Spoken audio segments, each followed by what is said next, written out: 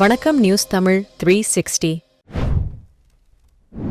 கோவிலம்பாக்கத்தில் புதியதாக கட்டி திறக்கப்பட்ட மேடவாக்கம் காவல் நிலையத்தை ஆய்வு மேற்கொண்டார் சோழிங்கநல்லூர் சட்டமன்ற உறுப்பினர் அரவிந்த் ரமேஷ். தாம்பரம் மாநகர காவல் ஆணையரக எல்லை துவங்கப்பட்ட போது 20 காவல் நிலையங்கள் இருந்தது. அதன் பிறகு கிளாம்பாக்கம் பேருந்து நிலையம் கட்டி முடிக்கப்பட்ட பிறகு கிளாம்பாக்கம் காவல் நிலையமும் புதிதாக திறக்கப்பட்டது. அதனைத் தொடர்ந்து தற்போது நிர்வாக காரணங்களுக்காக மேலும் பள்ளிக்கரணை காவல் நிலையத்தை பிரித்து மேடவாக்கம் காவல் நிலையம் உருவாக்கப்பட்டு கோவிலம்பாக்கம் ஊராட்சி மன்ற அலுவலகத்தின் பின்புறம் கட்டி காவல் நிலையம் முடிக்கப்பட்டு தாம்பரம் காவல் ஆணையர் அபின் தினேஷ் மோதக் அவர்களால் இன்று திறந்து வைக்கப்பட்டது.